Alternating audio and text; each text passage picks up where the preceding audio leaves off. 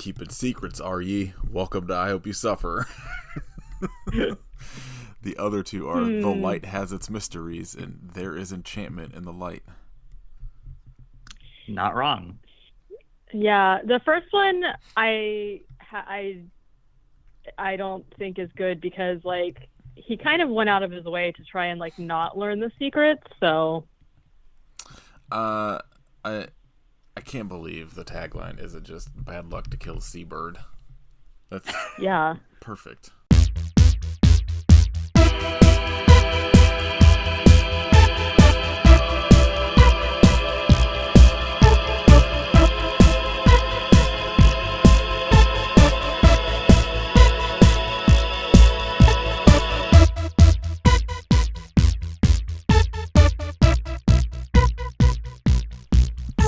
The correct takeaway from this film: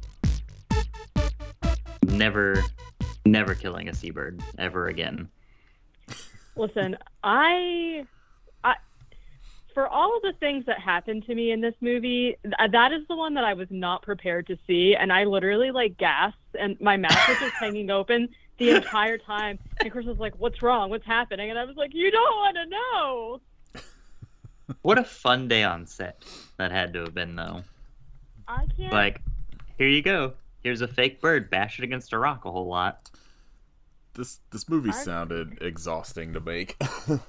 Oh my God, yes. Honestly, so chaotic and just I can't imagine what it's like to be Robert Pattinson like on this set.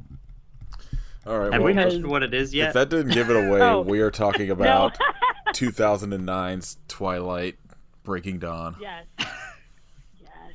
I actually don't know when that movie Willem came out, Dafoe, but Willem Dafoe playing Kristen Stewart's famously role. playing. I Playing was gonna say Bella. Jacob, but No, he's Bella. Bad luck to kill a werewolf. Bella. I love it. Yeah, we're talking about 2019's The Lighthouse. This was Kit's pick. It's very good. The end. Wow. Yes, I absolutely Yep, have that's nothing to say about this movie. Yeah. The end. Katie, this is Katie's first time watch, so I'm sure Goodness. she has some opinions. Did you say what episode this was? 192. Wow. Sure. Something like that. Probably. This is the episode 2000. So, Katie, Yeah. what'd you think? Well, first of all, I don't know if you can hear it, but I'm drinking some whiskey so that I could get on the same level as these salty sea dogs. Oh boy.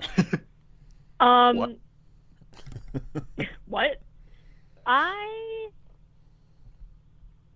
actually really liked this movie. Like, kind of at its heart, it's really just a movie about like two guys being guys. So there's a lot of gross stuff in dudes it, being of course. Dudes rock. Literally crusty old dudes being dudes. I didn't expect to not like it, but like I said, I was nervous going in, and I'm still sort of. I watched. Maybe not the best movie to watch at 9 o'clock in the morning, but I'm still sort of like Disagreed. digesting it a little bit. I will say, like, I visually thought it was amazing. Like, I really liked all the shots. Like, if you haven't seen it, first of all, like, don't listen to the episode because it's going to be obviously really heavily spoilers. And I feel like in order to like kind of, It's so insane. It's such a weird is. trip. It's really like It there's is- barely really anything to spoil though. It's like it's just two dudes in a lighthouse slowly losing Well, their mind. So if that sounds like so the here's shit, you should watch it. here, yeah. Well, my thing is like, if I didn't know that,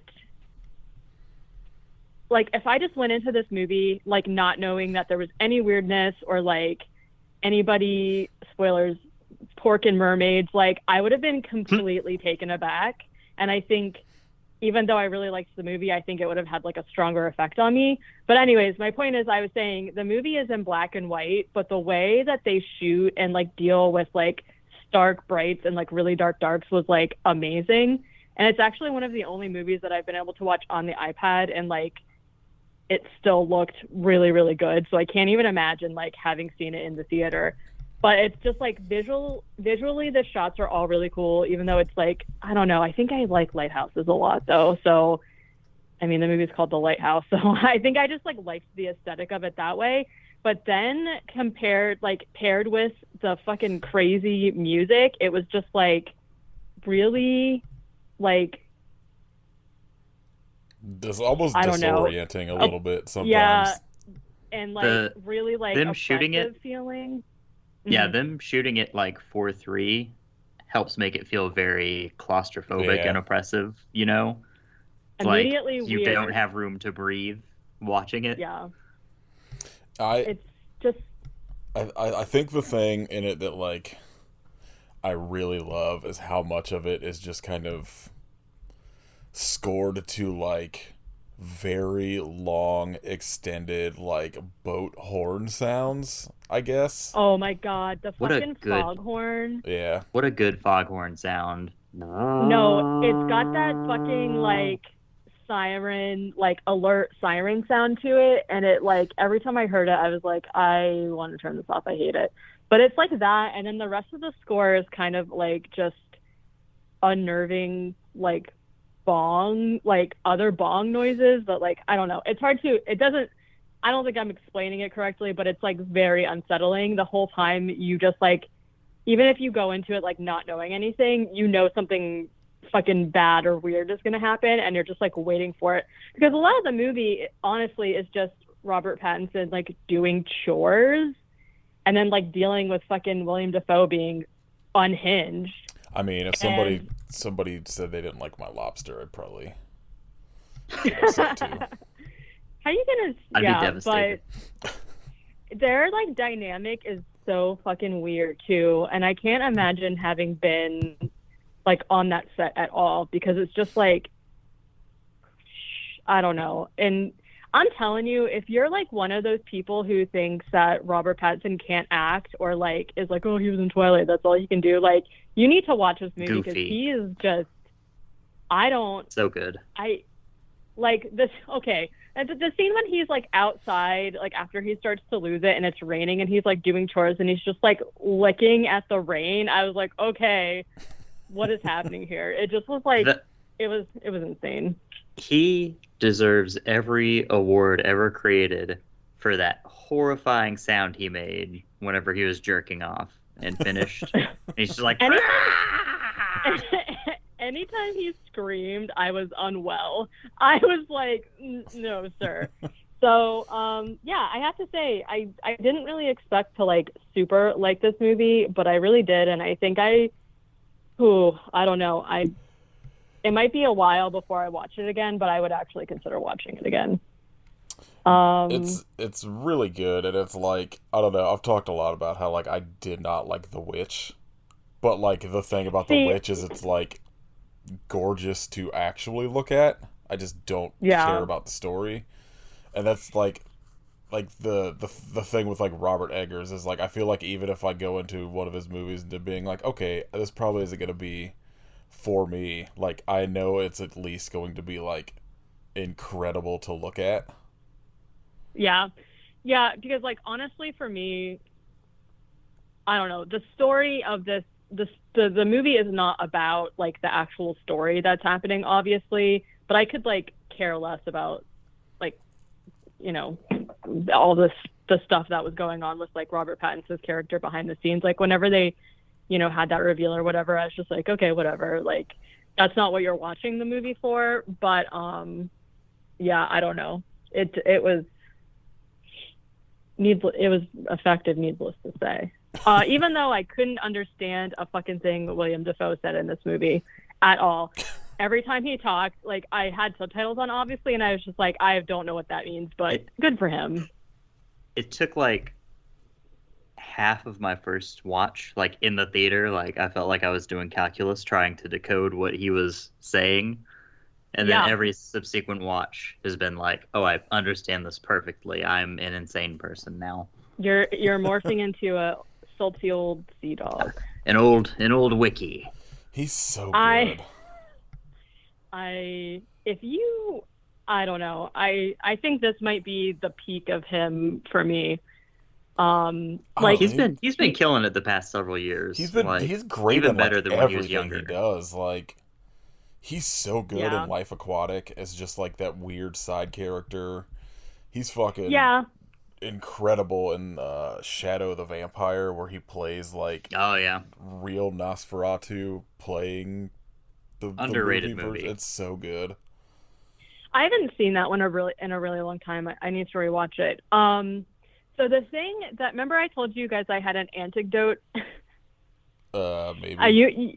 Anyways, about this movie that I literally was like listening to a podcast and somebody was talking about him, and people might know this. I don't know, but they were talking about how they were watching an interview or something with like whoever directed Antichrist, and they were talking about Lars how von Trier. like yeah, I think it was either him or somebody else like in the movie, but apparently they were talking about how big His dick like is. his penis Yeah. is, and it was like intimidating, so they like made a fake one. And when I was watching this movie, I was just like, That's Lord, all you can please. think about now. it's Willem Honestly, Dafoe's big yes. fat dick is a phrase that has been stuck in my head for years. I tend to not gravitate towards that sort of thing, but yeah, I heard it and I was like, cannot be unheard. That's how big it is it has its own I- gravitational field, and I'm trapped. I'm trapped around Willem Dafoe's big fat dick. I just Orbiting. I was just like beside myself, and I don't even know why that information came up in the thing that I was listening to Oh, either. it But comes I was up like, what? all the time. Like if somebody's doing Yeah. like an extended thing on Willem Dafoe, they end up eventually mentioning that he's got a Just huge talking dick. about his huge cock.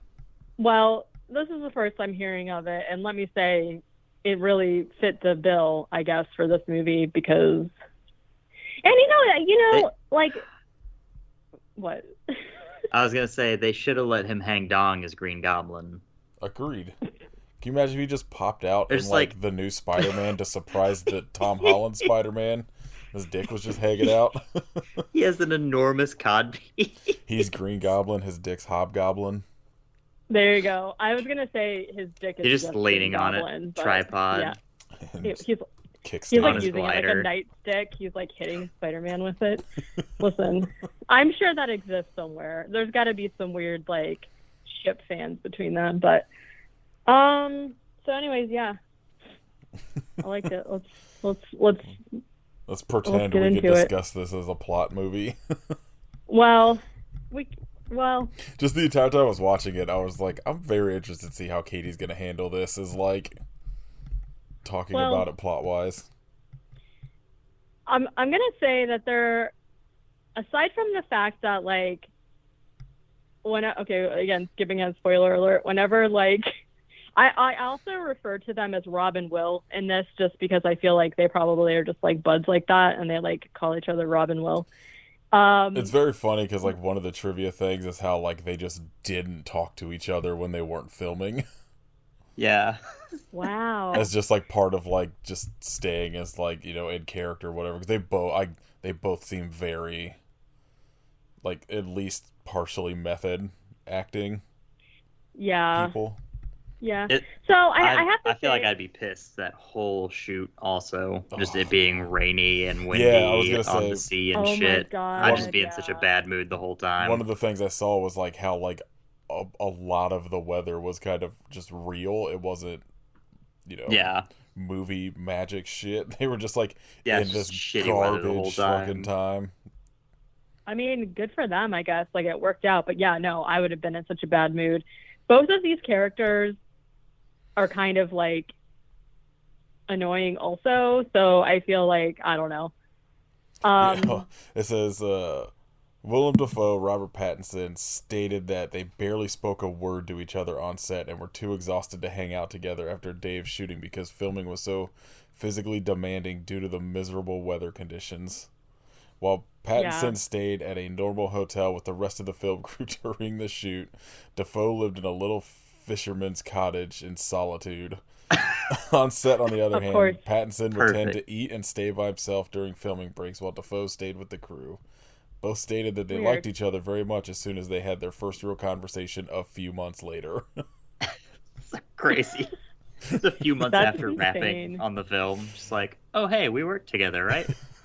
we've just spent X amount of time essentially alone to get, like, not alone, but like they're pretty much the only two people in the movie with each other. Again, the scene where Willem Dafoe's character gives the sea curse to Robert Pattinson's character because he doesn't like his cooked lobster was shot in one single take.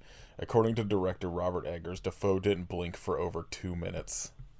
I believe it. I 100%. literally during that speech wrote, his face looks so scary. The way they have it lit, it's like kind of like up under, and his eyes are huge, and yeah, he doesn't blink, and I was just like, oh my god. Yeah, I see screenshots or whatever, stills from that scene all the time as like reaction images on Twitter to just like any sort of news story about the world. I mean, yeah. All right, so let's see what I did. We should have just done an episode on Jackass Forever instead. Just another movie, just the whole month, dudes being dudes.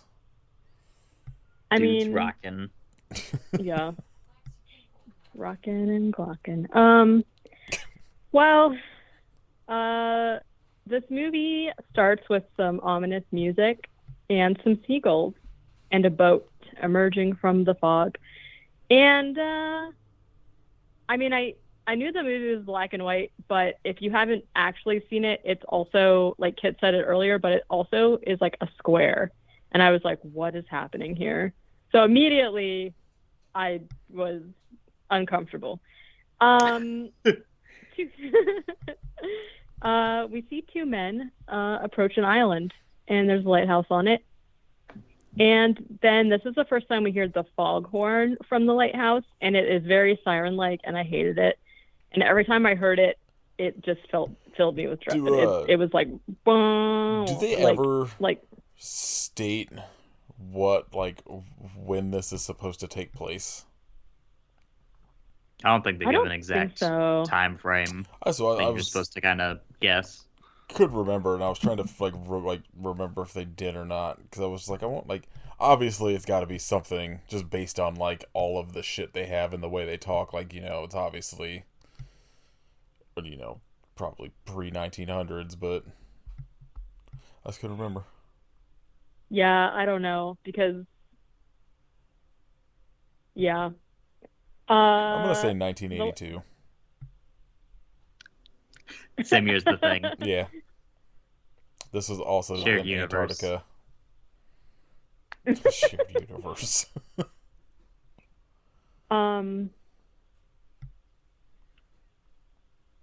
What?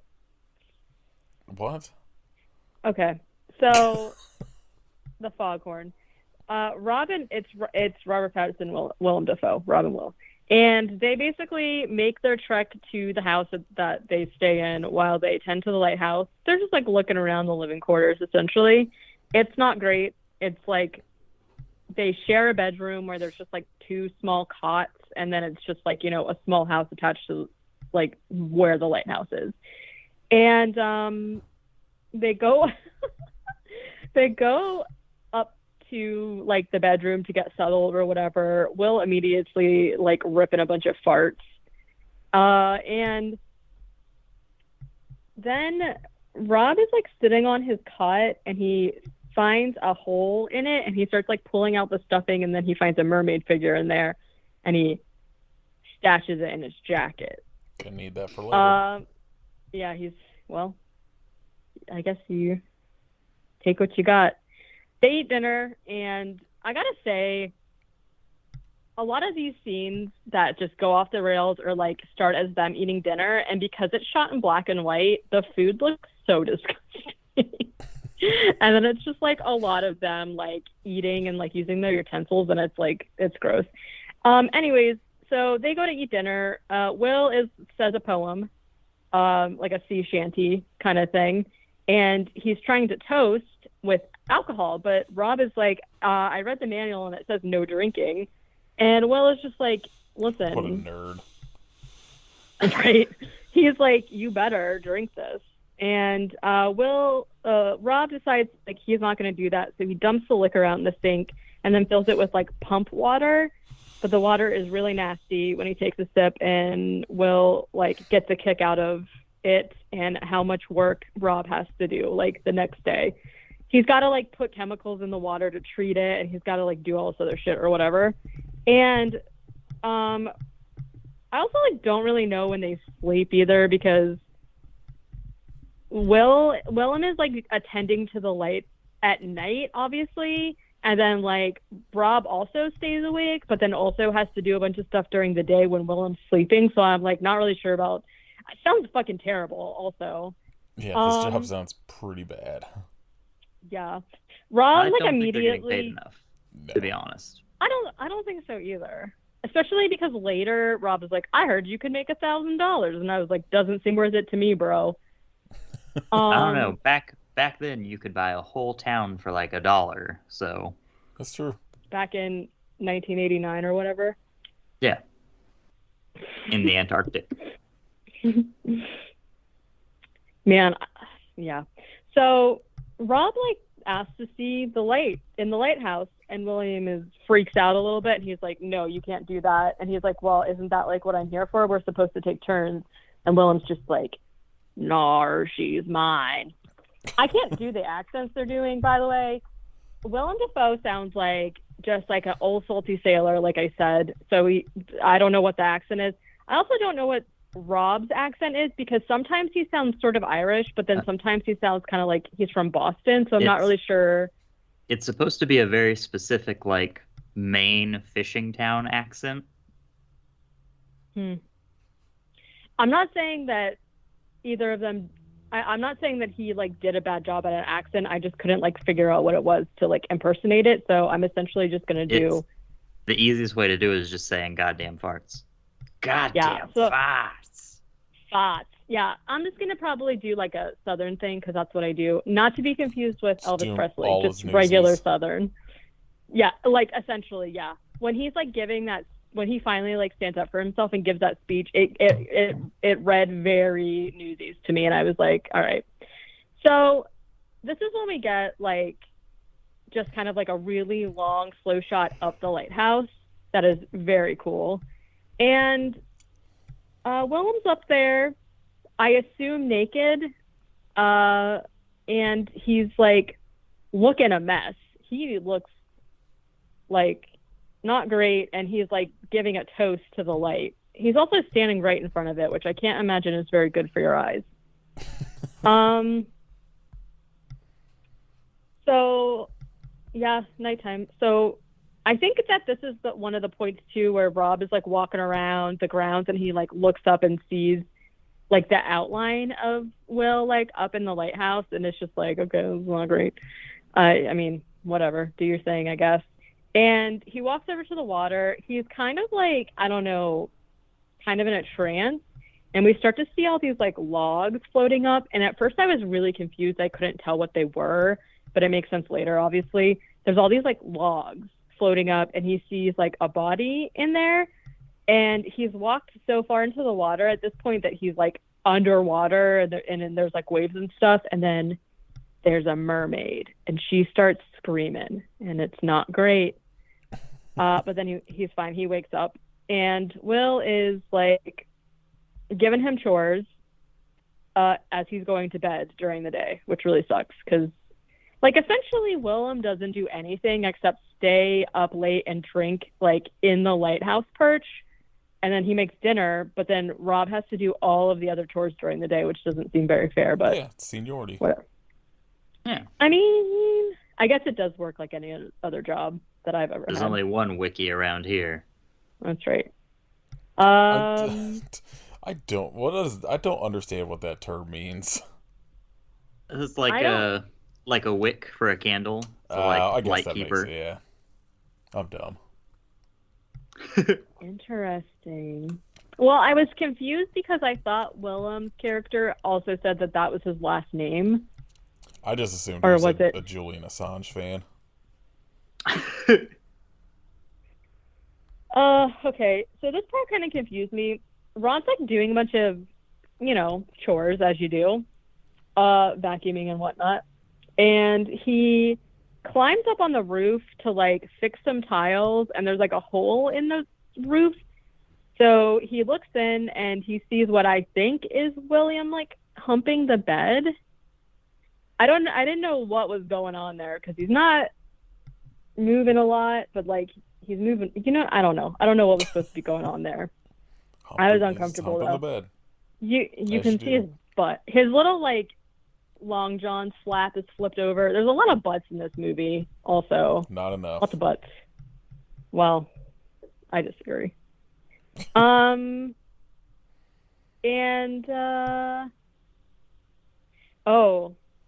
this is when he has his first run-in with the one-eyed seagull.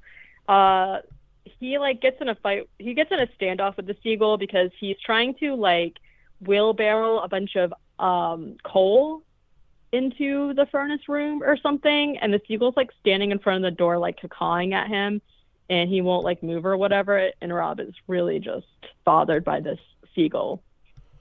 The dick bird. Yeah. That's pretty rude. Yeah. So then he's got to bring oil up to the top of the lighthouse for the light, and he's like pulling this gigantic barrel of oil up the stairs. There's a lot of stairs, and he's like having a hard time. He finally gets to the top and is like out of breath and shit, and Willem's just like, haha, just use this small can next time. You don't have to bring that whole barrel up. And Rob is just like, are you fucking kidding me? I fucking hate that shit. That's rude. Doesn't he then make him take it back down or something? Yeah. He's like, take it back down because like otherwise we're gonna blow up the whole lighthouse or something like that. And I was just like, Jesus. So Willem's also just like genuinely like generally a dick to him, right? He's just like always talking down to him, and essentially like Rob cannot do anything right. So that night at dinner, Will says a poem again, and this time he's like trying to talk, and I this specific moment I wrote, I have no idea what he's saying, but that's pretty true the whole time. He's just going on and on. I have no idea what he's saying, but like essentially he is, trying to get Rob to drink, and he's like basically he's like coming up with a tale that basically is saying like it's actually good for you to drink and you need to be drinking. Oh, which as we find out is not great. So then Rob asks him why the last like assistant to the lighthouse left, and Willem is just kind of like, he went crazy and died because he thought mermaids were real and stuff. And Rob's like, what? And then Willem says, ain't no sense left in them than a hen's tooth. And I said, yeah. I don't know what that means. It's just like one of those things that's like doesn't mean anything, but I liked it. This is when Willem tells him, like, I saw you got in a fight with that seagull. You better not be messing with them. And he says the line, what is it?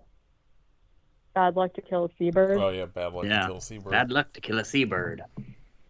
And Rob kind of just, like, laughs it off, and Willem smacks him across the face abruptly.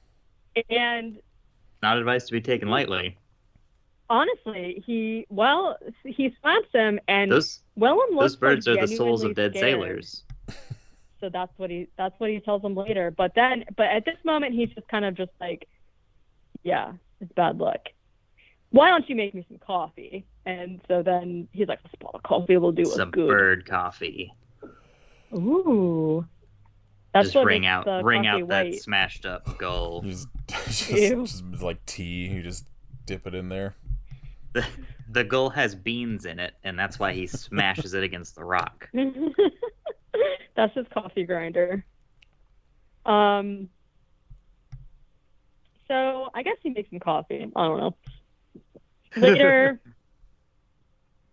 I wrote something and then I scribbled it out a bunch. So I'm not sure what happened here. But Then Rob goes outside and sees Willem being weird in front of the light again. This is when I wrote, is he naked? Because we only see him from like the chest up. Or this is where we see like his whole body, but the light is kind of like coming through and like, you know, like blurring him out. So you can't really like see what's going on, but I think he's naked and you're like, what is happening here?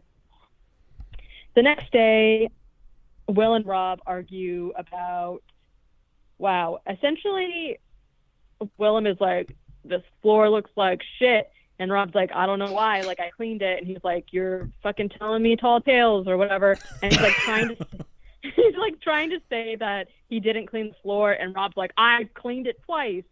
And they get in a really, really intense fight about it, where Willem essentially is just like, if I want you to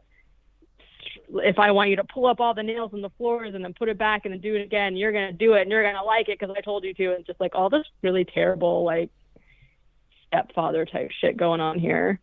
And Rob is essentially got a much different feel if you find out they were stepson and stepfather. Holly. That's what it felt like. Holly's here. Hey, girl. And then Rob's kind of just like, okay, all right, yes, sir. Hi, Captain. Oh my God, this part made me laugh. So they cut to like Rob doing more chores, and he is repainting the lighthouse. Oh God! But he's just like sitting on a piece of wood that's hoisted up by ropes that Willem is holding. Like, he is the sole support for Rob on the side of this fucking lighthouse. I don't see what can go wrong there. Willem is like, what terrible systems we had in place in the 1800s. I know. Because he's like, jostling him around. He's like, stop fidgeting, stop moving. He's like, I'm not. And he's just like, stop. He's like, I'm going to lower you down a little bit, and then drops him like 2 feet at a time. Just like very stark, like, ugh.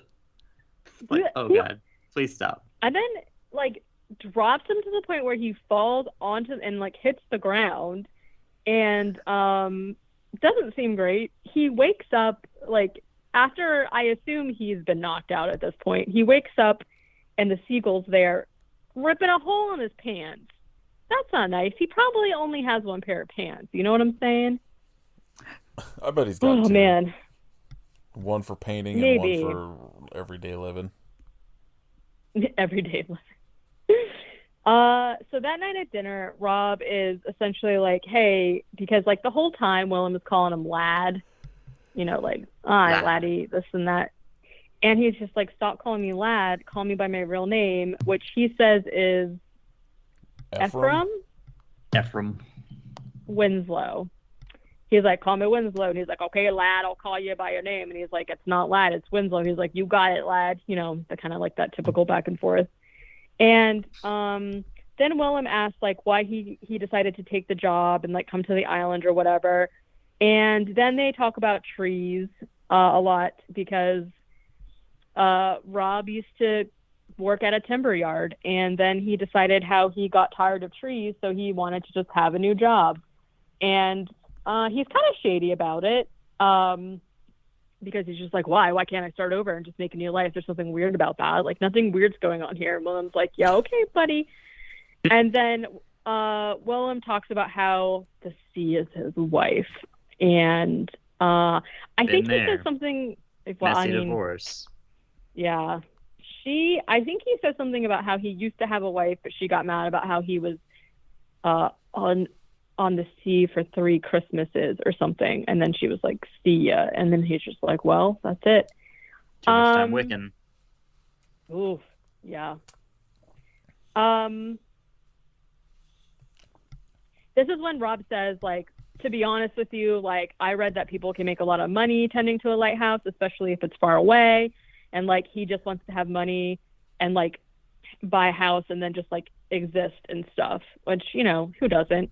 But Willem is essentially just like, that's fucking boring. And he's just like, well, okay, sorry. This is when he also says, like, hey, like, remember when I told you about the seagulls? Like, I wasn't fucking around. The seagulls are souls of sailors who died, so that's why it's bad luck to kill them. And that's that. The next day, Robert does more chores, and that night he can't sleep. So, this part's nasty. Rob can't sleep, so he like sneaks up the stairs to the lighthouse, and like essentially when you go up the lighthouse, in order to like get to the top where the light is, the floor is like a grate, and there's like a door that opens up, but Willem keeps it locked, so Rob cannot go up there. And he like sneaks up, and he's like on the landing looking up through the grates, and he can't really see a lot because it's bright, but we hear Willem moaning, which I do not like. And there was also some squelching going on, a lot of squelching, and then something goopy oozes down through the grate. And there's a lot of it, and I didn't like it at all. Also, we can tell at this point that there's some kind of creature going on, right? There's like a tentacle, or that's like, yeah, you see like a something. tentacle slide by. Wow. And Rob is just kind of like, well, that's weird. It doesn't say, every fucked up, I'm not telling you, so many fucked up things happen to Robert Pattinson in this movie, and he does not say a word about any of it.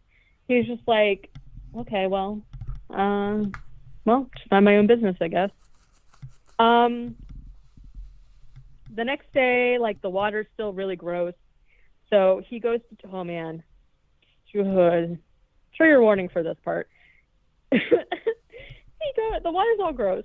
He goes out there to like check the cistern, and it's got a dead seagull inside. And he's just like, wow, that's really gross. Then the one-eyed seagull shows up and kind of like makes fun of him, like, the one that he's been beefing with. And it's like, the seagull's kind of been bullying him, to be fair, right? And the seagull kind of like toxic seagull. The seagull kind of like puffs up, like, what are you gonna do about it, bro? And Robert snatches this seagull out of the air and then literally beats it against the castern for like, it probably like wasn't 20, a 30 solid seconds. 5 minutes. It's a very long. He just kept going and going and going and going. And I, like I said, mouth agape the whole time. It went on very long. But then it was a bad move because the island is mad about it. Polly, hi. You need to go. This is not content for you. It's not good when the weather vane immediately stops. No, and also the seagulls are going crazy and shit, and you can tell shit's about to get real. So basically, I wrote grabs it and kills it for a really long time. Oh my god, it was long. It was a long scene. Island's mad, and Willem comes in and basically says that there's a storm a-coming, and it's gonna be really bad. It's like a bad storm, and he's like, oh, nothing happened or anything. And he's like, no. And he's like, okay, well, can you like board up the windows to the house, because like I think the storm's gonna be really bad. And like Rod is kind of like sus that basically because he killed that seagull, like that's what's happening. And William's just like, why are you like sad? Like you get to leave tomorrow. And he's kind of just like, no, I'm okay. I just need some help or whatever. So they board up the windows. And so this is supposed to be the last dinner. Rob finally has a drink because Willem's just like, well, like, who's going to fire you? This is your last day. Haha, like, you should drink or whatever. And he decides that he's going to give the dinner poem. So he gives it. And they do shots. And they start singing and stuff. And they're just having a really fun time, essentially. And then they retire to the study where Willem tells a story about this girl that he used to have sex with, and he doesn't see her anymore, and he's sad about it. And then Willem says something like, to be honest with you, I thought you might kill me in my sleep, but you're okay, LOL. And I was just like, okay. I mean, fair. Then they start arguing about how Rob wants to see the light in the lighthouse again, and it gets really heated. They're like yelling at each other at the top of their lungs, but then they start laughing, and Rob's like, hey, I don't even know your name. And What is it? He tells him It's Wake. WikiLeaks.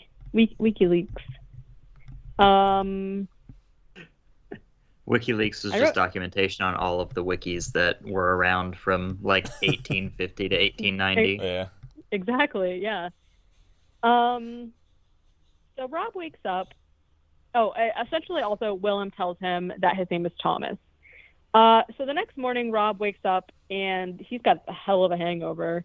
Willem is still like passed out, snoring and shit, and Rob has to. Oh my god! Oh my god! Whew! Rob has to dump out their poop bucket, and because he's gotta drain the lizard, but he can't because the poop and pee buckets are full. So he picks them up and walks all the way out on this fucking cliff and goes to like dump the buckets into the water, but the wind blows it all back on him, and it's so windy. Why would you even try at that spot? Also turn around and throw it the way the wind's not blowing. The way that he screamed when the poop hit him, I had to pause the movie because I laughed so hard. It was really gross. So much frustration being let out. Also, listen, it was like a pot that you make soup in, and there was poop like above the Poop rim. soup. There was so much poop in it. Oof. Get you Anyways, that soupy very funny. poopy. Hit him with that soupy poopy. So now it's pouring. Oh my god, this is so miserable. It's like coming down, and he's out there in like a slicker doing chores and shit. Oh man. And he's like down by the rocks, I guess, and he sees like something washed up. So he runs over there, and it turns out to be a naked woman who appears to be passed out, and she's washed up on the shore. So of course the first thing he does is like he starts manhandling her. Sure. I don't really know how to describe what's going on with her. The mermaid. Yeah, she's She's like, got a big meaty vagina. Wants to get laid. Yeah.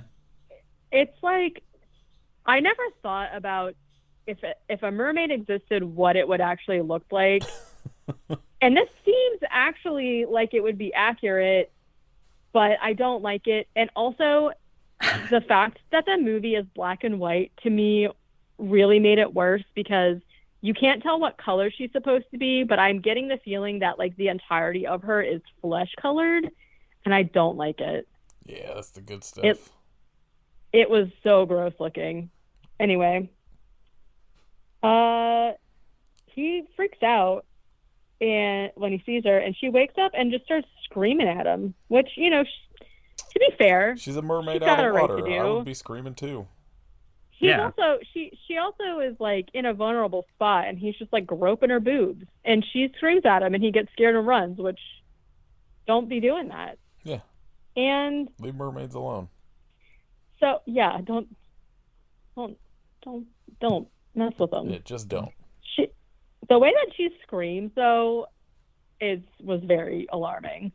So he runs back into the cottage or whatever, and again immediately just kind of like doesn't say anything about what just happened to him and acts like everything's cool.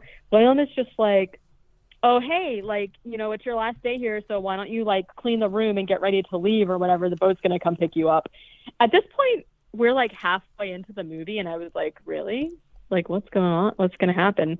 But the boat doesn't show up, doesn't come to get him. Then they discovered that basically the rain has made its way into like wherever they're holding the food rations, and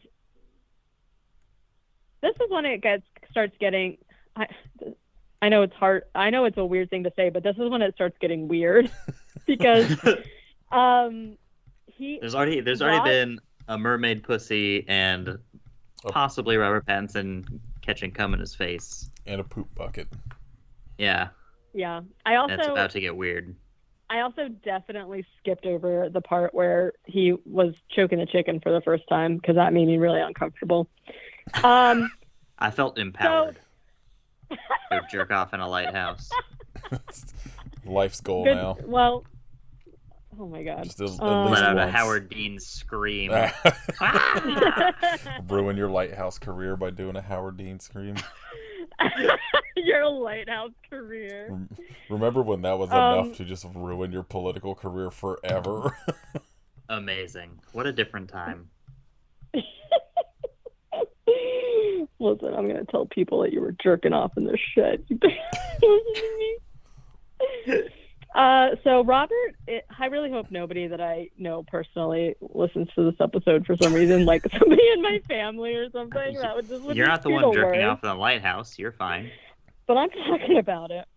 I said I We're skipped it, just and then I still talked about it. None of us are just gonna ever have kids, because I listen to podcasts sometimes, especially from like comedians or whatever, where they're like I just wonder if like one day my kids will listen to this and be like, that was my dad. And I can't even imagine like having kids, having them listen to like half the shit we ever talk about on these episodes. I assume, yeah, no, nope. They're not allowed to jerk off in the lighthouse. Absolutely not. Telling them right now. Off limits. That is my zone. That's the first rule of this house. Do not go into the lighthouse. That is for Papa's alone time. Okay, so, Robert is like back in shoveling coal again, and Willem comes in and is just like, damp got to the rations, or something like that. And he's like, what? And he's like, damp got to the rations. And he's like, I don't understand. And he's like, come on.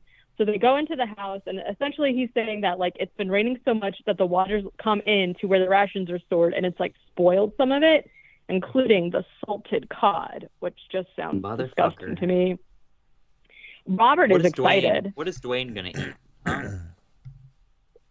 That's all the Rock eats is cod. Oh, is it really?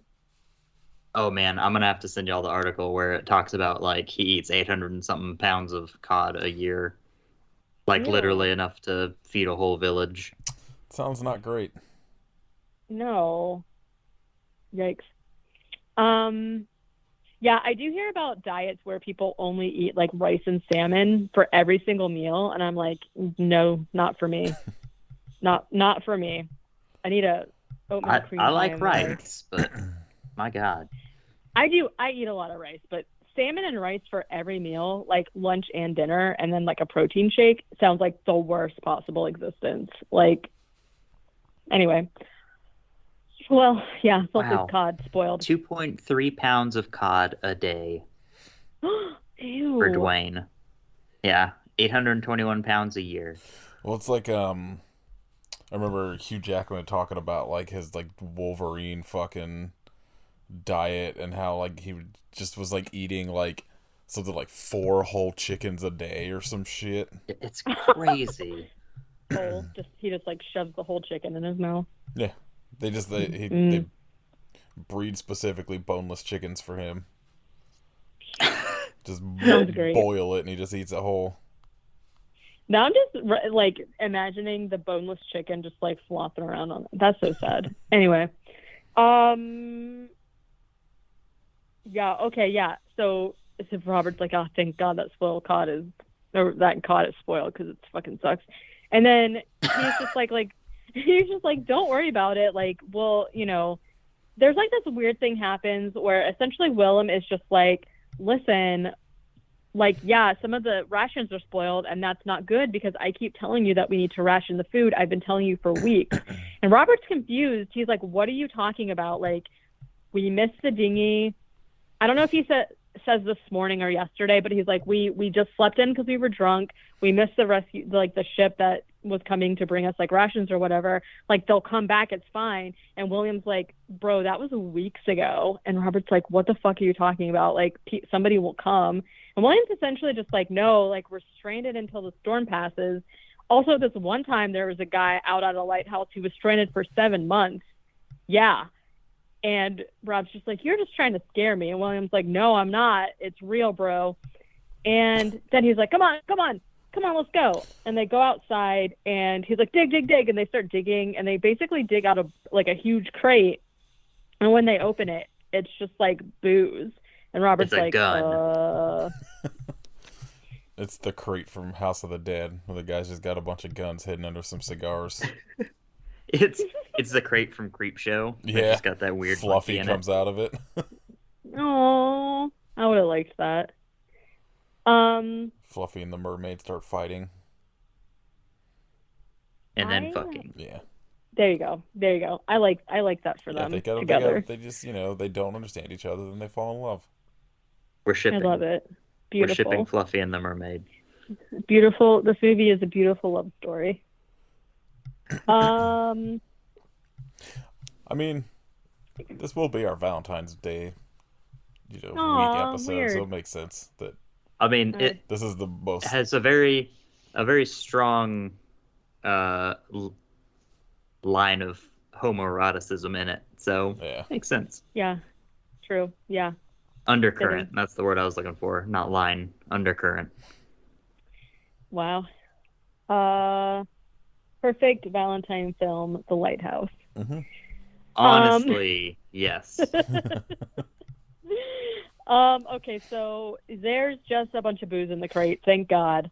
So they start drinking. Willem is telling a story about how his leg got messed up, and I think he said something about like gangrene or something. I'm not really sure. But Rob basically is just like, you told me that you lost your leg this other way or something, and essentially just like catches him in a lie. And Willem's like, "Nah, I didn't fucking say that." And Rob's I've never like, had a okay. leg. I've never had a leg in my whole life. But they're both drunk. Gotta say, Robert's maybe too good at being drunk. If you know what I'm saying. Anytime they both get drunk is the best moment to have happened in the movie. Very chaotic. Whenever he starts singing, and it's just like he's not even saying words, and it's just focused on him for like 20 seconds. He's just like rah, rah, rah, rah, rah, rah. That was Incredible. So funny because, like I said, I had the subtitles on, and when he first starts singing, it's like a real song, and then it's just like gibberish. But you can't tell me it's not the exact same shit that William Dafoe's been saying this entire movie, you know? Okay, so Rob is drunk, right, again, and he starts complaining about his old boss, about how his old boss was always on his back and being mean to him and mistreating him and all this shit. And, I don't know. Starts talking about how it's probably hard to eat grass if you don't have any teeth. And Willem is like, That's all probably you true. do is rip it out and swallow it. And he's like, rip it out and swallow it. Rip it out and swallow it. I don't know what's going on here. But this is what they have. Like, essentially, Robert is trying to, is like, well, saying that Willem is like a fucking liar. Like, he just makes up all of these stories or whatever. And he keeps catching him in lies. And then when he presses him on it, Willem is like, very unbothered, and it's just like, yeah, what the fuck I said. But he is over at this moment. He has gone from happy drunk to angry drunk, right? He's crossed over. And then this is when they have a what off. Essentially, they're just like staring at each other.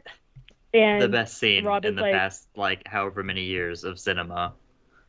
I mean, honestly, because Rob is just like, what? And then Willem's like, what? And then they keep saying it back and forth until it turns into kind of like a shouting match.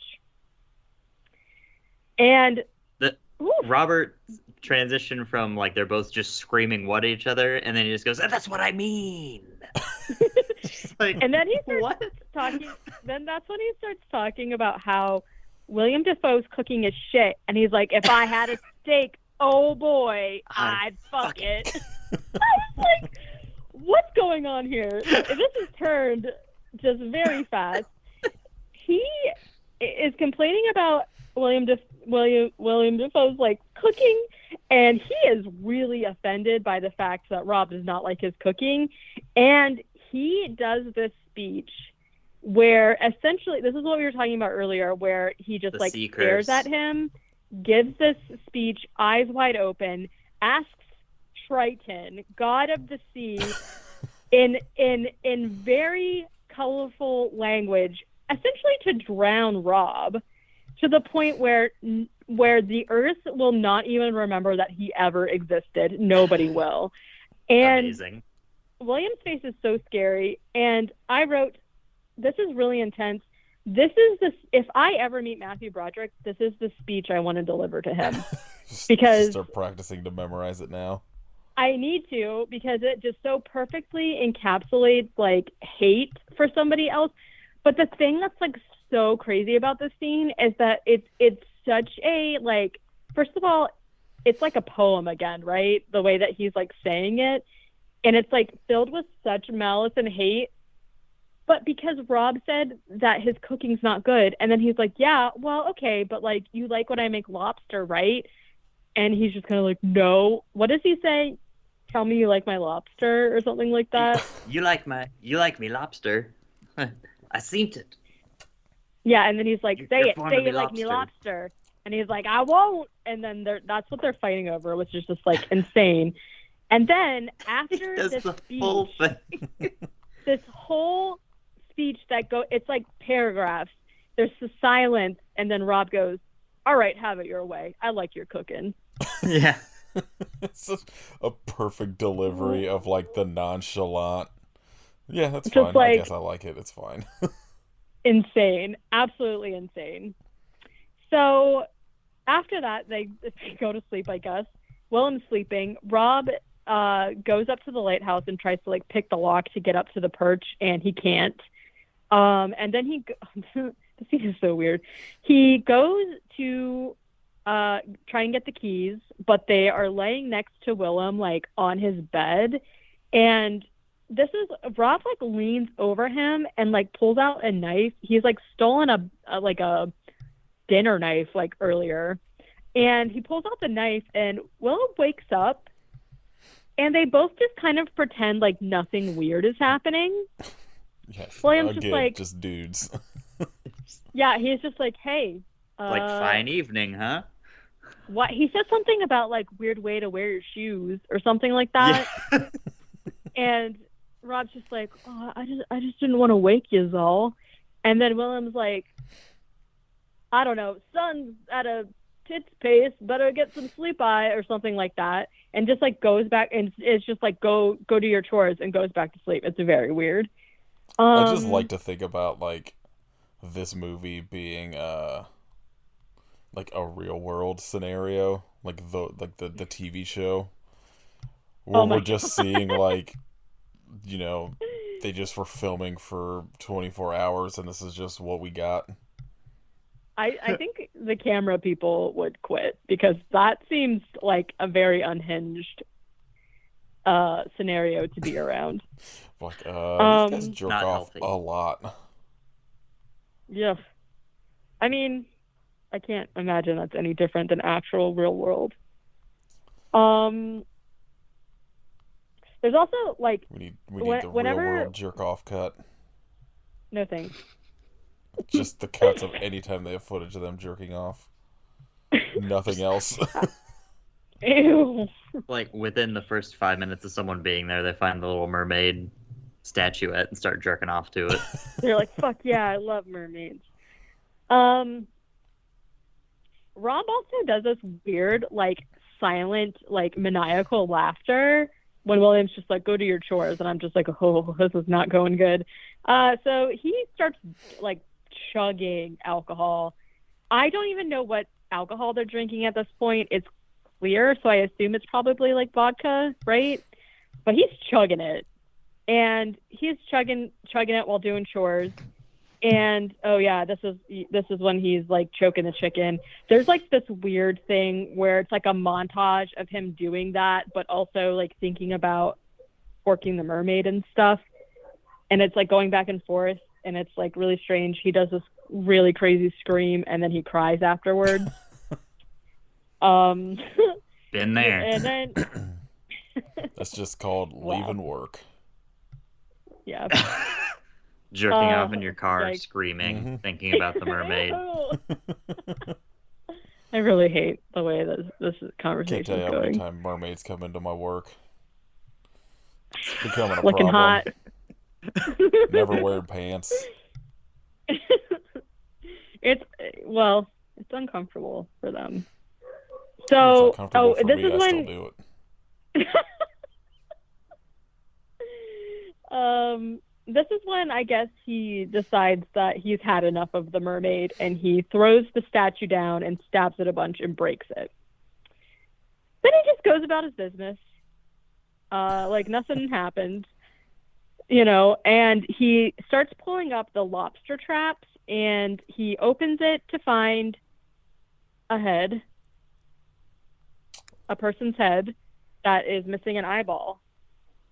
And this is not where I put it together, but I realized it later. It's like literally like the second that was there before he got there that is now dead, obviously. And like the seagull he was fighting with only had one eye. So it's like it was his spirit or whatever, who was just trying to warn him, and he fucking killed it. That's rude. Yeah. Finds a head in a basket.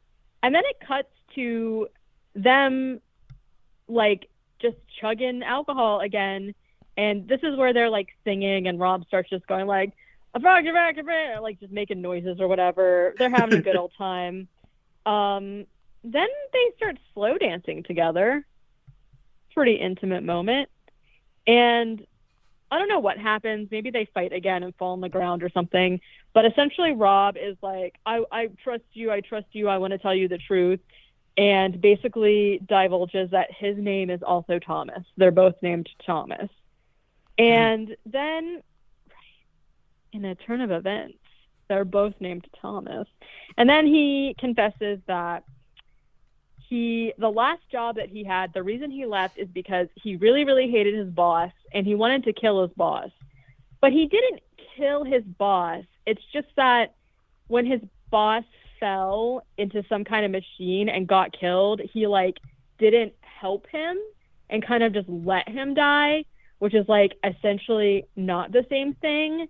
But instead of like owning up to it, he just like stole that guy's identity and left. Took his name and bailed. So I'm Ephraim now. See you later. Yeah, he was basically just like, well, I couldn't get another job as Thomas, so I just pretend to be Ephraim, and here I am. And way easier to do that in the 1800s. I mean, honestly, just kill a man and assume his identity. Yeah, no one would ever know.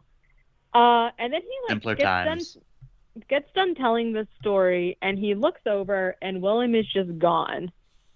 And then he hears him say, "Why'd you spill your beans?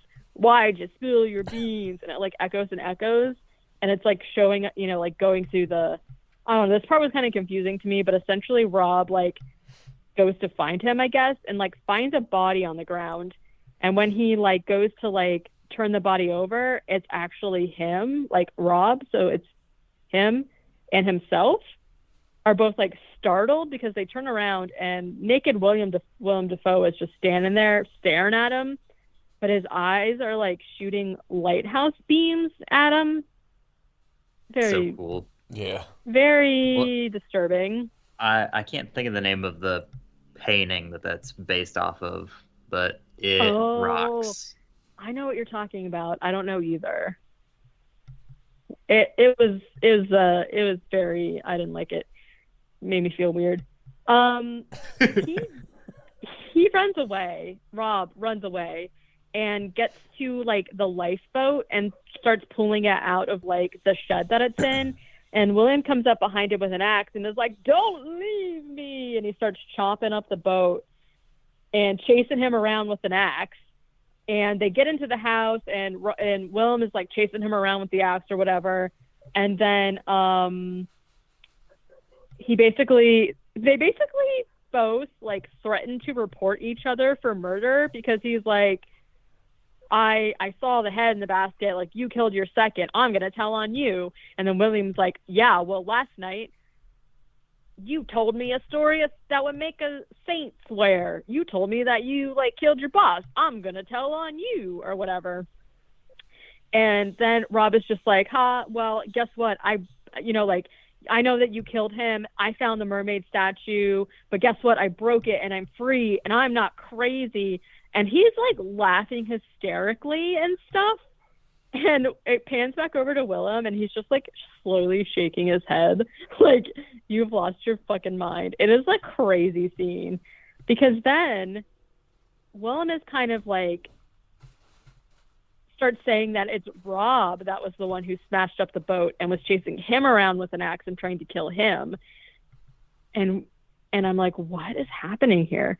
So then he asks him for the dinner knife that he's had the whole time. This made me laugh because he's like, this is government property. And then he immediately breaks it and throws it in the furnace. And I was like, what? And he goes, coming out of your pay. And then he like limps off. And I was like, this is insane. The whole ending of this movie rules so much. So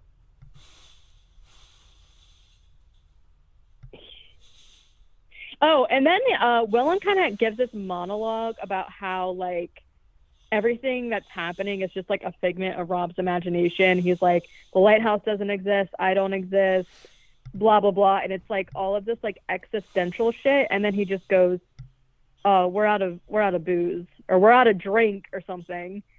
And then this time to start chugging kerosene. This seems like a really bad idea because, yeah, it's either kerosene or I thought maybe it was turpentine that Rob mixes with honey, and then they start drinking it, which seems like a really bad idea. And obviously things go off the rails from here. So they're basically like drinking it, and like, what does Willem Dafoe scream? Monkey juice or something. He screams something really weird, and then they start like beating on their chest like monkeys and laughing as they're like drinking like kerosene or whatever the fuck it is. And then a wave, like a rogue wave, we've talked about those before, busts in through the window and like washes over the entire house. The next morning, the house is completely wrecked. Rob's draining the lizard into a floating cup because the house has like water in it, and immediately also seems vomit. Pretty fun. Yeah, he's got pretty good aim actually. And this is when he throws up into the water, and this is when he finds the logbook floating. He reads through the logbook, and we don't know what it says at this point, but he gets very mad and punches out a clock. Then he comes into the other room. Willem Dafoe's like trying to light his pipe, and he's like, I don't have a light. Rob lights it for him, and he's just like, what happened to your hand? And Rob like shows him his like normal hand. He's like, no, the other one. He's just like, nothing. Don't worry about it. Nothing. It's like completely covered in blood. And then Willem's like, ever heard of tetanus? And he's like, yeah. He's like, well, you can get it from, and he starts explaining what tetanus is, and he's just like, I fucking know what tetanus is. Their banter is just like insane to me. Willem starts just like telling a story about, you know, somebody who got tetanus or whatever, and Rob finally loses it and says, this is all horseshit. This is where I wrote, he kind of has like a Boston accent. He like goes off on Willem Dafoe about how he fucking sucks and he smells. The way that he described what he smells like made me want to throw up. And also he's talking about his damn farts, and it goes on and on and on. Smells like also a dick. very good, yeah, gross. Also a very good speech for Matthew Broderick, if you ask me. But after the speech, Willem is essentially just like, okay, well, you're relieved of your duties. Well, guess what, pal? You're fired. Yeah, and so Rob is just like, I don't fucking care. And he opens the logbook and starts to read Willem all the shit he wrote about him, which essentially just like, he's lazy, he slept in, he doesn't do his chores, he's whacking it in the shed. I think the word that he used was self-abusing, which is just terrible. Way funnier. Such a good word, like term. And like, yeah, all of this shit, and Rob is just like, I can't believe you wrote this shit about me. You're destroying me. That's my reputation. I'm a really hard worker. Like all of this shit. Like please don't fire me. Please give me another job, like another chance. Let me go into the lighthouse, and I'll prove myself to you. Like don't make me beg. But then he does beg or whatever. And then Willem like essentially tells him what for, and like gives him his whole speech about how like he's a spoiled brat, and like essentially like he's kind of like a piece of shit, and like I'm not just gonna say you're doing a good job because you feel entitled to it or whatever, blah blah blah. And then he says, he's basically just like, what, are you gonna kill me now like you did that seagull? And then they start fighting and wrestling and stuff. This part was wild. So they're like rolling around on the ground, punching each other or whatever. Willem like falls on the ground, and when he looks back up at him, instead of Willem, it's like, I think supposed to be Rob's old boss that he let die. I think, right? And he gets on top of him and like punches him. Or the guy punches Robert in the face, and then when he like looks back at the guy, it's actually the mermaid, and she's like looking really come hither. But then it turns into Willem Dafoe as a mermaid thing. Yeah. He's got like coral on his Triton. hair. Oh, Yeah, I just so kept if you thinking. read through the sea curse speech, like the next Okay. time you watch it. That makes a lot of sense, because in my mind I was like really stuck on mermaid, and because they put a bunch of shit on his body that reminded me of like, you know, like the stuff that Barnacles they would, and shit. yeah, but like the stuff they would use to like subtly cover up like a mermaid or whatever. But then it's like these tentacles come up and start like choking out Robert, and he's like, there's like tentacles all flopping around in the background, and Rob starts like punching him in the face, and like eventually the tentacles disappear, and Willem's like, "You killing me?" And he looks down at him, and he's just like normal Willem again. Wow, somehow gets weirder. So basically, Rob like punched the shit out of him, right? He's like spitting up blood and stuff. He gets up, and Willem is kind of just like whimpering and like cowering on the floor. And then Rob like starts telling him to bark like a dog. He's like, "Fuck, fuck, fuck, laddie, like roll over." And so he starts doing it. He's like, "Woof, woof, woof." And then they show outside of the house, and Robert comes out leading Willem on all fours with like a rope tied around him like a dog leash. And he's like treating him like a dog. So weird. He's like, "Come on, good boy." That doesn't seem weird to me. Okay. He leads him like over to the my hole. boss gives me a bad review. He is getting dog walked all the way out, all the way around the lighthouse. I like that. That's like a concept now. Dog walked. Yeah, leads him around the house to the hole where they like dug up the booze before, or whatever, and tells him to get in. So Willem gets in, and he's given a speech. I have no idea what he's saying, but he's like basically like kind of trying to tell him to stop, and like I think he is doing one of those speeches that you would not like, "Now I lay me down to rest," but like, you know, some kind of equivalent of that, because he's in the hole and Rob is burying him, just throwing dirt on him as he's talking. I cannot imagine how horrible that was to film. Oh yeah, it'd be the worst. No, I think that's I read hitting him that in the Willem face. Dafoe had to do it a second time, and he was God. real mad about it. I don't blame him. That seems terrible. Just getting He was dirt definitely, thrown into your like- mouth Yeah. while you're trying to talk. Yeah, he was definitely inhaling it. You see him like chewing on it, just like ugh. Gross. Maybe it was crumbled up cake. That would have been nice. Just a whole pile of just like Shoveling cake. crumbs. Like, why not? Chocolate Sounds cake. delightful. Yeah. We won't know. We wouldn't know. It's black and white. We can't see. It's like cosmic brownie dust or something. Love it. So basically, like, he buries him until Willem stops talking, and then he goes down there and steals the keys. Instead of going up to the lighthouse immediately, Robert decides that he needs a smoke. There's like this running thing throughout the movie where he just like needs a smoke. I don't know.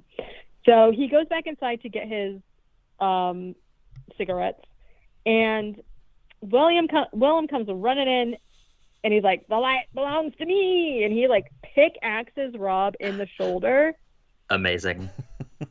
Rob is like completely taken aback by this turn of events, as I would be, and hits him in the head with something, and Willem falls on the ground, and Rob, what we find out, pickaxes him right in the head.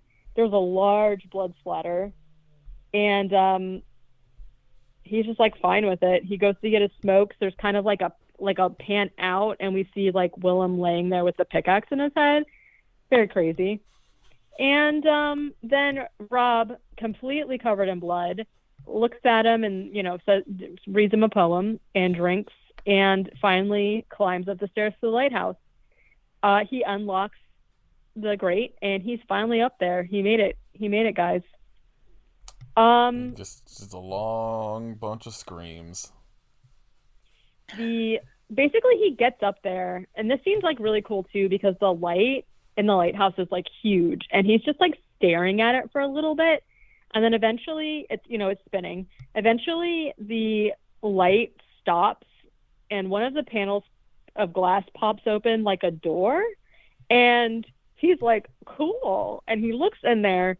We don't ever actually see what he's looking at. At first he looks like kind of into it, right? He's like, cool. He like sticks his hand out, and then the light gets really bright, and he starts screaming and stuff, and it's like distorted, and it's like really unsettling. And then he just falls through the like trap door and down the fucking stairs. And then it just cuts to him like laying on the beach with his eyes burnt out, and there's seagulls literally eating his dead body. The end. It rules. What?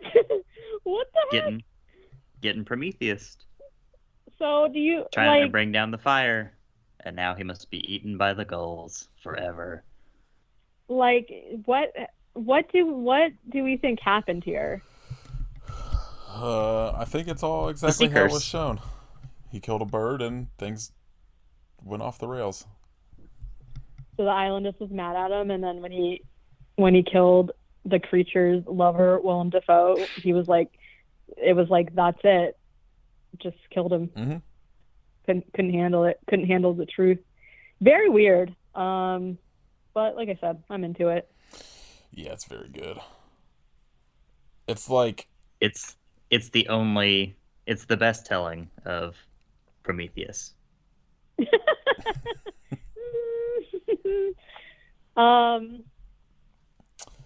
Yeah, I don't know. Like I said, I did, of course, like know a lot of things that happened in this movie because of like memes, and it's been out for a while, and people can't not talk about it. So I feel like I did like it a lot. I feel like it would have been have even more impact if like I didn't know any of the weird stuff, because when you go into it, like what I like about it too is like if you went into it completely blind, it kind of just seems like a normal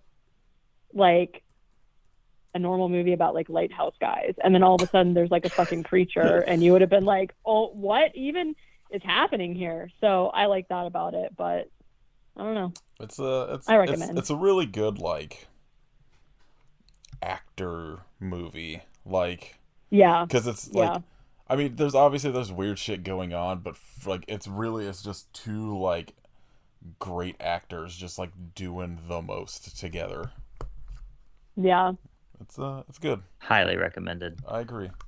I was like real skeptical because, like I said, like I did not like The Witch, but like I don't know. You put Willem Dafoe in something, and it'll at least like get me to watch it, because he's always interesting to watch, and like Robert Pattinson's really good in like most things. So I have to say, like, after I saw like the longer trailer for the Batman, I was like not in again. But then I was like, you know what? I'll just like stop thinking about it. I'll give him a chance, because I feel like he's definitely proven himself to me. So like I know that he stays up at night waiting, thinking about if I approve of him or not. But he's a listener. I think he's great. Yeah, he's a Pates at the 10. I don't know. I think both of them. I can't imagine like when I first saw like they announced this movie, I was like, okay, wow, kind of to me, I was like kind of interesting, weird casting. But now I like can't think of who I could see, like who else I could see in these roles like together.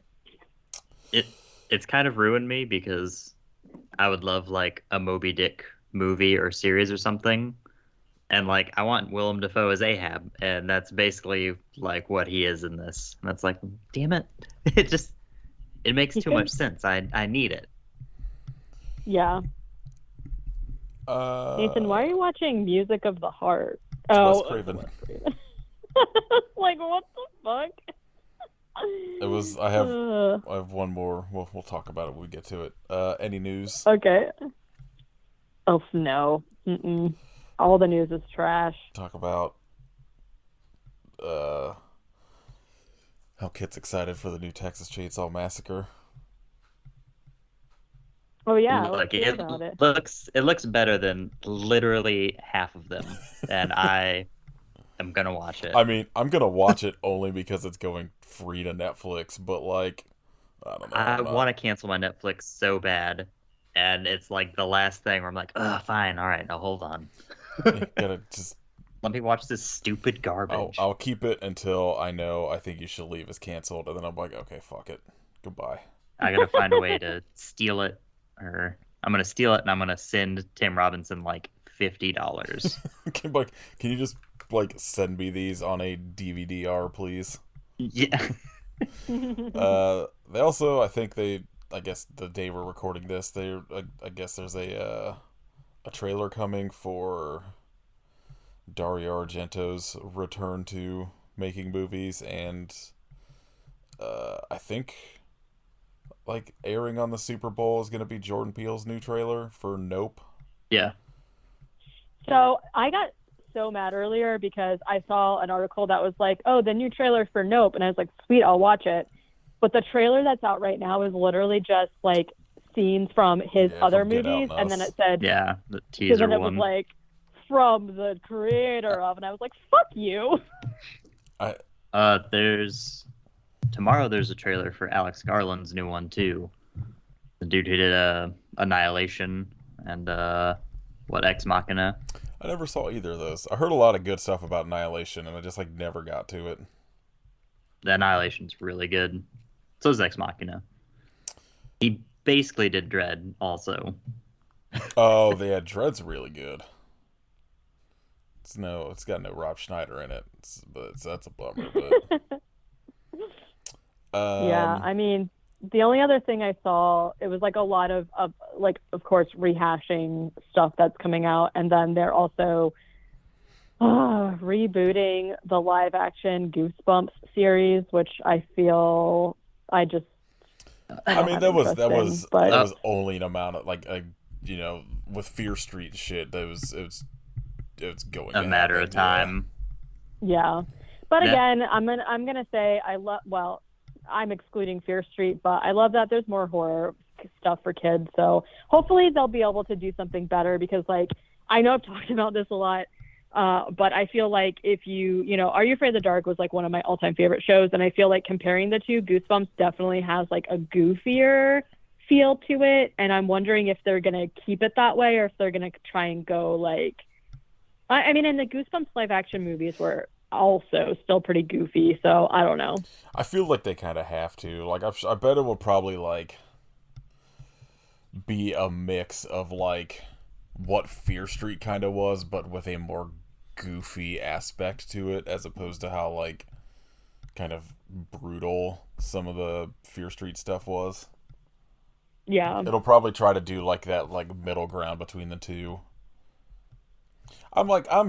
I'm fine with that. Like I think something like that you can reboot pretty easily and like make it at least watchable. Yeah, and I mean, there's so much Goosebumps content out there that they could honestly, like R.L. Stein's still pumping shit out. So I'll gladly take a new Goosebumps series over another Scream or another Halloween. Too bad, because they're already doing another Scream. Well, that was a given. That was gonna happen regardless.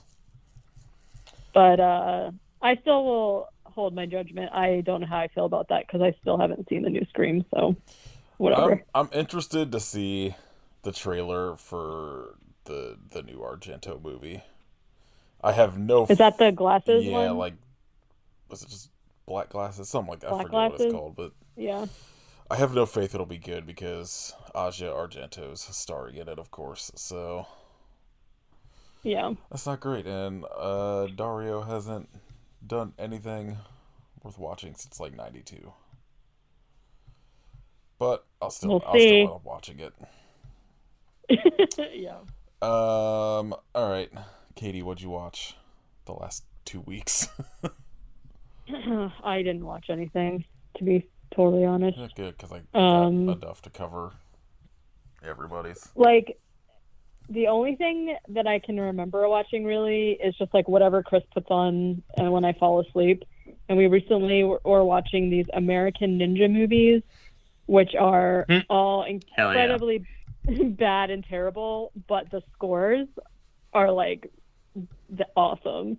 So if you want to watch a really terribly choreographed like martial arts movie, sure, go ahead. But other than that, I haven't really been watching anything except for my ghost stuff. So I mean, badly choreographed martial arts movies are usually pretty on point. So are good on a different level as they are of like great choreographed ones. They're definitely entertaining in the aspect that like every time there's a fight, I'm just like okay. The third one is the one we watched last night, and there is a underwater ninja fight. So if that's up your alley, those are on Prime.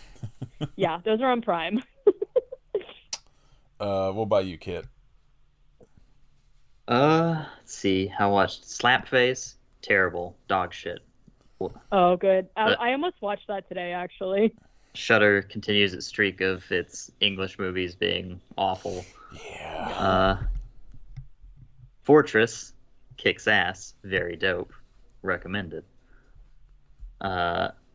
Nemesis, also super dope. Yeah, Nemesis is good.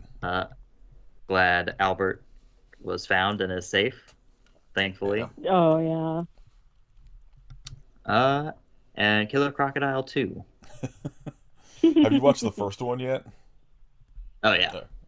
I watched it before I got the Blu-ray because I thought it was on Tubi, and I remembered you mentioning it. Yeah. I was like, they're so good. And I was like, I need to buy these after watching that. It was like surprising how good it was for just like an Italian Jaws ripoff. It's delightful. The absurdly large crocodile head that's like clearly just one of those like kind of styrofoam floaties that just like let go of so it bobs up out of the water real fast. Amazing. So good. I love it so much. I've watched 93 things since we recorded the last regular episode. Jesus. I mean, Nathan. a handful of those were like... They're all Amityville movies. No, God, no. Like, maybe like 10 of those were like shorts, because I was just digging more into that folk horror box set and shit. But let's see, I watched Island of the Fishmen and Devilfish, which both rule. Devilfish is sick. It's so good. Bunch of rewatches of like Suspiria, Paganini horror, kind of shit like that. I rewatched Bandy. Some Marvel stuff with Caitlin. I watched Anyone But My Husband and Sweet Pumpkin I Love You, which were two like Vinegar Syndrome porns from the 70s that were fine. I watched Rolling Vengeance, which fucking slaps. The one about like the dude who just like builds a fucking truck to kill people. It's got a giant drill on the front. Highly recommend. Oh my god. It rules. I rewatched the Evil Dead remake for the first time in like a long time.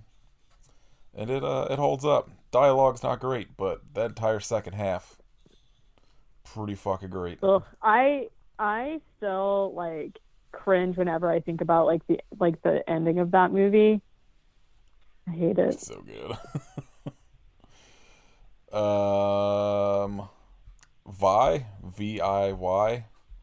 That's been on my list I for a while, actually. I think it was pretty Russian. Pretty boring, but that last like 10 minutes. Yeah, it also like it looks great though. Like, yeah, the cinematography is really fucking good. Okay. Yeah, I mean, I recommend it. I think it's only like it's worth 70 watching. minutes long too, or something. It's like kind of short. Okay, cool. Dario Argento's Dracula, pretty bad, gotta say. Everybody was correct. It's not good. The CGI is abysmal. It's some of the worst I've ever seen. Wow. I watched a movie called War Bus. I watched a bunch of like Italian movies about people in the jungle fighting a war, and they're all pretty mediocre, but like just enough ridiculousness to make them like worth watching. So it's like that. I watched both Strike Commando movies, a movie called Born to Fight. I think I've seen Born to Fight, actually. That's fine. Like, I mean, they all kind of blurred together because it's like the same fucking plot, but yeah, for sure. I watched another one of the Vinegar Syndrome porn movies called Memories with Miss Aggie that, like, for some reason has weird droney synth score to it that's like almost like Sun scoring like, a porno. It kind of sounds like a weird like avant jazz meets like kind of like a Boris versus the Boris and Merzbow collab. It's fucking strange. The score rules though, but it's very strange. Creatures from the Abyss, which is another one I cannot recommend enough. It's like about a scientist that somehow mutates fish by fucking them. Mm-hmm. And like the creatures in it that like turn into this like weird fish people are fucking wild looking. But there's like a back and forth between like these kids that somehow end up on this science yacht, which I did not know was a thing until this movie. Where the guy goes up to they find like the scientist professor dude that's like was working on it, and he's like sort of comatose, and he's just like, Professor, how long have you been fucking these fish? And the scientist is just like, they were old enough, and the guy's just like, I understand, these things happen. And I was like, what the fuck is happening? It's so fucking weird. I watched a movie from the late 70s called Teen Alien about kids putting together a haunted house / party inside of a cave and find a teen alien. It's pretty not great. I rewatched Robo War and Cruel Jaws. Still great. Then I watched the entire Texas Chainsaw Massacre, all 8 movies. And I gotta say, real steep drop off in quality at a point. First 4, all great. Second 4, pretty bad. Not so much. Like I don't think I'd seen the 2003 remake since probably like 2005 maybe. Yeah. And I remember being like, it's not like great, but there's cool things in it, and like I kind of stand by that. But it also it hasn't aged well. It looks I don't think. Fucking terrible. It's so gross to look at. Like that whole like period where everything like just looked like it was. It's moldy. Got that yellowy tint to it. It sucks. I think Kit referred to it as piss. I mean, piss movies. Basically, I think I keep saying it looks like it was shot through mold. Yeah, it just was so funny because you released our Amityville like remake thing that we did for the Patreon on the feed, and I just like hadn't listened to it, and I listened to it literally the day that you posted that you were watching that, and it was just like making me laugh because Kit was like, it just looks like piss, and that's all I could think. It does. Yeah. just dipped your whole roll of film in piss. Like the only good stuff in that movie is like just some of like the just kind of like they added like over the top violence to it, like That one shot of them doing the like dolly out through the head. from the guy's mouth through the bullet hole in the Yeah, back of his head. That was pretty dope. that And rules. then the rest of the movie Like happens, and that's like, oh, the meat hook scene, I think is better than the original because it's like they just do more with it, where the dude's like hanging and trying to pull himself off, and like they do that shit where he's like he fucking crams all the salt and paper onto the dude's leg while he's on the hook. Like it's just a that's lot. so rude. It's like a lot more brutal, but that's like the only that and Arlie Ermy being cast in it are like the only good things.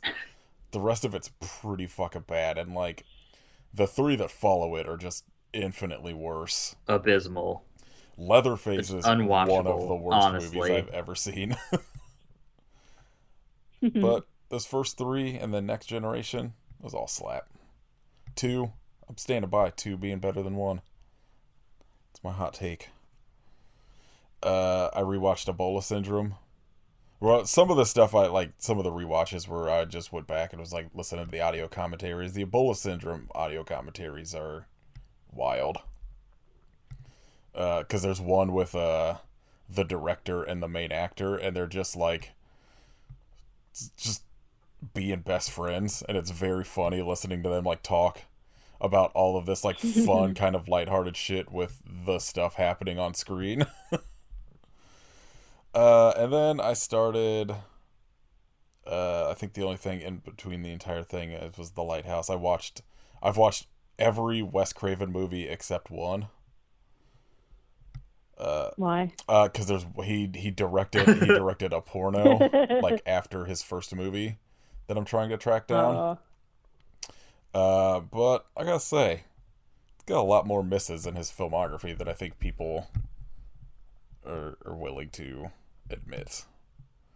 Like his highs, I mean, his highs are fucking I haven't incredible. seen But every Wes Craven movies, but I tend to agree with you. well, he did like a lot of, like he had Deadly Blessing, Stranger in Our House, Invitation to Hell, Chiller, and then there's one Night Visions that are all very like made for TV type Right. movies. Like The Hills Have Eyes Part 2 is atrocious, which even he's just like I did it to raise money for something else, but it's fucking unwatchable. It's so bad. And then like, you know, like I think it's cool that he got to do kind of like non-horror stuff with like Music of the Heart and like whatever the little segment of the weird Paris movie he made, but they're not great. My Soul to Take is horrendous. I know Katie loves it. Cursed is fine, but like I don't know, it doesn't hold up. Cursed rips. It's like story wise I Cursed, like it, but it's yeah. one of those ones that as soon as the CGI starts, I'm like out of it. Yeah. Red Eyes, like I mean, fair. minus Cillian Murphy, is not great. He did I guess it had to have been straight to Disney Channel thing. Was Disney Channel around in the 80s? I don't think so. It's something like there's a movie on Disney Plus called Case Busters where it's like you know, it's 46 47 minutes, so like an hour of TV of like that. It's just, you know, two kids, maybe it was like a pilot for something, I'm not sure, but it's like two kids that come to live with their grandpa who are like trying to like solve some breaking and entering bullshit. I don't know, it's not great. I don't think Disney Channel was, but they did used to have like they would air A Wonderful World of Disney Yeah, stuff. maybe that's but what I it think was. that was like a different channel, I mean, but I don't know. I didn't expect, you know, him directing a kids thing to be great, but you know, Yeah. on the other end, you got his Swamp Thing, Rules, Nightmare on Elm Street, obviously is incredible. Deadly Friend, perfect. Watch somebody get their head exploded with a basketball. Vampire Brooklyn, Shocker, Serpent in the Rainbow. Got a mixed bag, but I feel like because he had that like, you know, at least one movie, it seems like each decade that's sort of like revitalized the genre a bit. He's got that Yeah. like deserved kind of legendary status. But I was watching through it and I was like, man, there's a lot of fucking duds in this filmography that I don't think people like to talk about. But that's it. I watched a bunch of shit. I've just been fucking let movies play at work instead of working because jobs are trash and we shouldn't have them. I know I keep saying that I'm like really trying to watch more stuff, but I've been doing a lot of like stuff recently where I like have to be looking at what I'm doing. So I've just been listening to like a lot of podcasts and stuff, and I just like I really want to watch stuff, but it's like I don't know. I would rather wait till I can like put my attention on something than be like, drawing and also trying to watch, and then it's just like I miss stuff and whatever.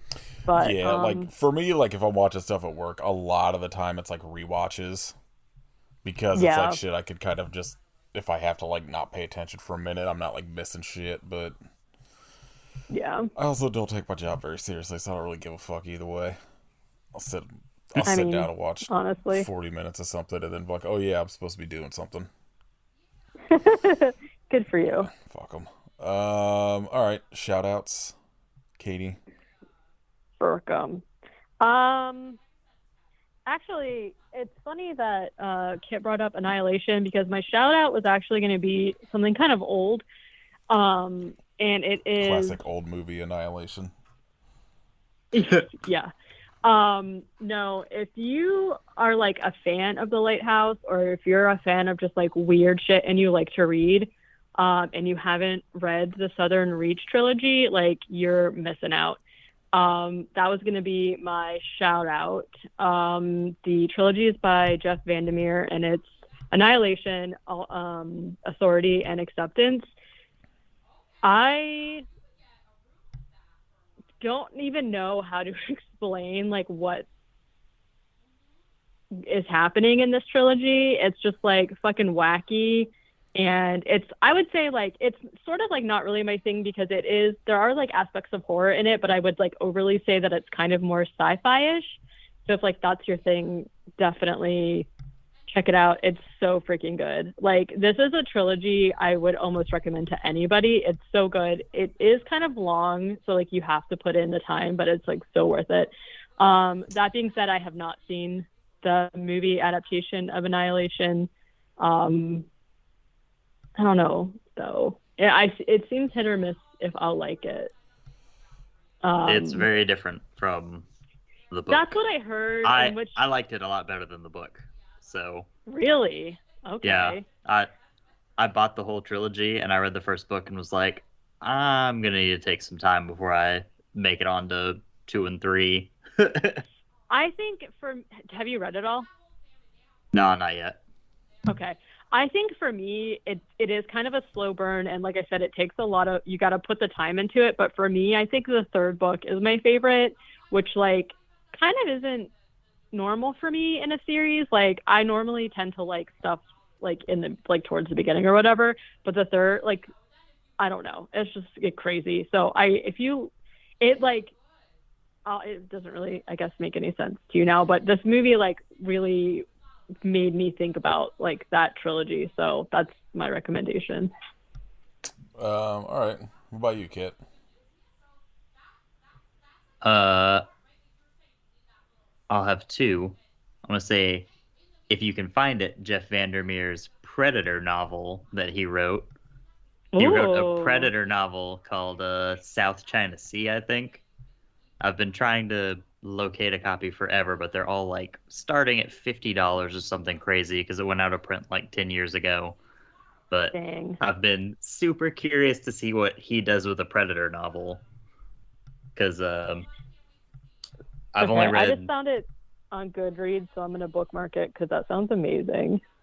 I've only read so like the first book of Southern Reach, but then I read Born also, and I fucking loved Born.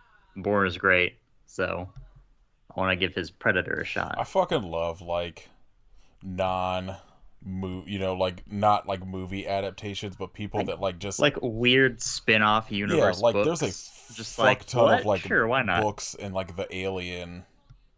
Yeah, I think this is the year I'm gonna get way into weird alien expanded universe books. I have like an omnibus of like I don't know, something like 6 of those like alien novels, but I'm missing. There's like I think 3 that came before it that I'm still trying to track down, so I could just go through like the whole thing. But I've been like dying to read it. Let's say like those. Like Doom has a bunch of novels for some reason. Very strange. Yeah. I mean, Yeah, fuck that it. and then I'm in. I buy like there's like a bunch of comic book ones that'll just be like, you know, a 300-page fucking just Iron Man story or like whatever that I have a bunch of, but I have one that's X-Men meets Star Trek, where it's blatantly fucking what's his name playing Picard and Patrick Stewart playing Picard and Xavier on the cover. It's so funny. I I love shit like that. Yeah, that sounds Be great. interested in a Predator book. Bring back fucking what's his name's character Danny Glover. hell yeah. I'm gonna go on a hunt to try and find it now. Right, I'll let you keeping know. my eyes peeled. It's gonna Okay. pop up for like $20 sooner or later. Right. I know Yeah. it. I there was like a shit ton of used bookstores in Dayton for some reason that I used to find so much shit like that. Yeah. Did I interrupt your shout out? Or was that it? Was the Predator book? Oh, my other one is Jackass. Oh, I haven't watched the new one yet, but I've rewatched all 3 of the other ones, and I'm about to start the show again. And it's just the look, best. I'm just saying, when we know 4 is going to be popping up somewhere that we can watch it at home, well, Immediately. Katie doesn't want to. Kit and I'll do an episode on it. Absolutely. Do all 4 because Um, I've been like I don't know if I can commit to 4, but I'll do a new one. I've been waiting for it like to come out, and I'm just gonna binge like all of them. Oh man, they're all so I good. watched 3 a little while ago because it was the only one that was streaming for free anywhere, and it's like it's so stupid, but it's just such an easy watch. Cause like Oh yeah, it's delightful. Yeah. Like I saw someone who was like, I don't know why I did therapy when I could have just been watching the Jackass movies this whole time, and like for real. all right, mine is The Cure. Go listen to The Cure. They're All right, good. deal. Good band. I don't know if Good. people have heard of them. They're pretty new, but just check them out.